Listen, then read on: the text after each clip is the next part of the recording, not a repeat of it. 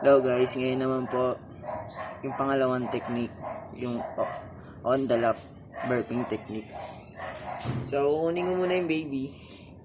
Yan. Hawatin siya. Iuupo natin siya sa ating lap. Yan. Tapos, meron na rin tayong burping cloth sa ating lap. Para kapag na burp na siya, sumuka na, hindi tayo madudumihan. Kasi ito ang ating kanang kamay, kailangan nakalagay sa kanyang pisngi. Ganito po ang paghawak sa kanya. Tapos itong kaliwang kamay natin, on top or i-rub natin hanggang sa dumigay na siya. Yun lang po, maraming salamat.